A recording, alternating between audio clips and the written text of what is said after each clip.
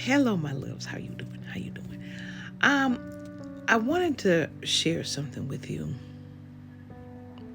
because I told you I go through a lot of things that y'all go through. So I had an incident today with one of my daughters being very disrespectful to my mom, and I was not around. And I kind of handled it the way I usually handle it as a black mama. I'm gonna leave that where it's at.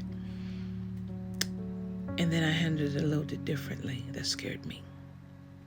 And what I mean by that is my voice got low, calm, and I looked her straight in the eye. And I had to have a come to Jesus moment with her. Now, I was proud of her because she asked if she could speak to her therapist so she can work through things. Very proud of her for that. And I was thinking about something. Times are really changing in a way that is unfamiliar to everybody. I'm 50 years old. I'm not a new mom. But I tell you, our youth and our children will surprise us every freaking time. One of her siblings' younger brother stepped up, asked if grandma was okay. And he was like, Mom, I never, even when grandma's disrespectful to me, I don't. And I looked at him. And then as a parent, it makes you wonder, well, did I raise them all right? I mean, did I do something wrong with one of them versus no. We all have a trigger child. And that trigger child shows us our mirror. And it's funny because I was not very nice to my mom because I was blamed for a relationship that I didn't choose. She chose. But I understand. I always wanted to understand so that I'd understand what my children go through.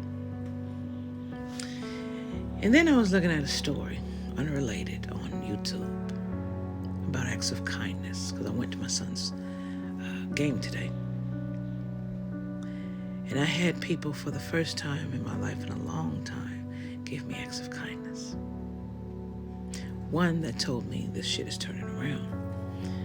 But two, don't take it for granted. And be happy of the blessing. You know what I'm saying? And I got kind of mad at myself a little bit because as though I was feeling that gratitude, I was thinking, you'll see where it relate.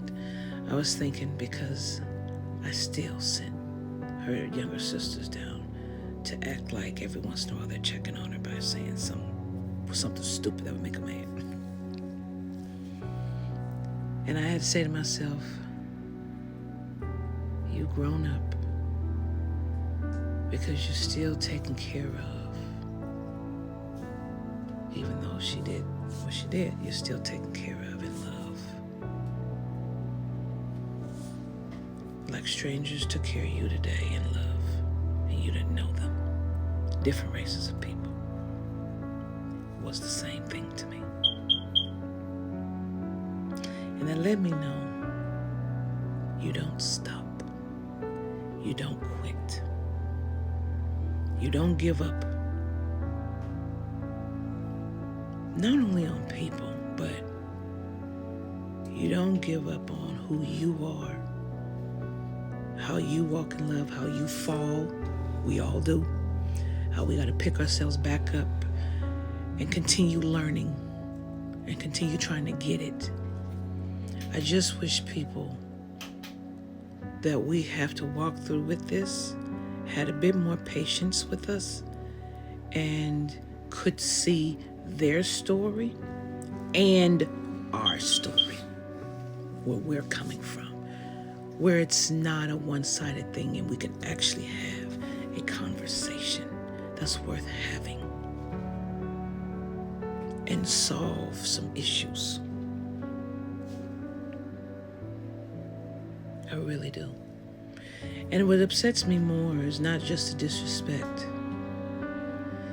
It's the fact that my daughter knows she can be a lot better. And she knows she was wrong. It's embarrassing to be wrong. But she could be better. And so can I. I always could be better. And I always work on that. That's why I tell you I'm not perfect. I don't want to be. Because the day I'm perfect is the day I stop learning. And I love knowledge. So, I don't want to be perfect. I just want to be me. In every sense of the word. You know what I'm saying? I wanted to share that with you because it hurt me deeply. And it hurt me more to have to get in her ass. Parent, it's funny. Kids think we want to. No. Now, I did witness a parent today who was doing too much with her child and embarrassing him and emasculating him. Oh, I hate, and I will say I do hate, when feminine parents emasculate male children on purpose. How the fuck are they supposed to be a man or whatever they choose to be for someone else? You're making them males, not men. Stop. And the child either misplaced his stuff. He told her someone took his stuff. She didn't believe him. But she gonna be loud for everybody else to hear and embarrass her. What the fuck are you doing that for? Like, I don't understand parents that embarrass their kids like that. I'm not talking about when they need a lesson and it's a well-deserved lesson and they were embarrassed. I ain't talking about that. I'm talking about when it's unfucking necessary for us to hear your fucking business. We don't give a fuck about your business. But then you doing that and you're hurting a child on purpose. Those fucking parents. I can't fucking stand. And you do it for attention so someone can co-sign. Bitch, please. You a weak ass parent. That's all that means. You don't know what the fuck you doing. Because if you knew what you were fucking doing, you didn't have to disrespect your child like that. Anyway, I'm sorry. You don't fuck with kids on my watch. Even me. And I listen when my kids tell me, Mom, that's not necessary. I listen. Why? Because I'm a teacher. I teach children. And we don't shame our kids like that. Likewise, they don't do the same to us either. That's why I give respect to everybody, or I try to. I work on me every fucking day, people. Every fucking moment I work on me. So I can have positive relationships with other people and myself. So I have very little patience for people that can't walk through their hell because I walk through mine. A lot of us were forced to walk through ours. So when someone doesn't walk through theirs for the betterment of themselves, I don't understand. I logically don't understand because I did. And so when they come whining to me, I'm like, are you willing to walk your hell first to get to these lessons? Oh, no. Oh, so you one of those that steal other people's destiny. Get the fuck out of my face.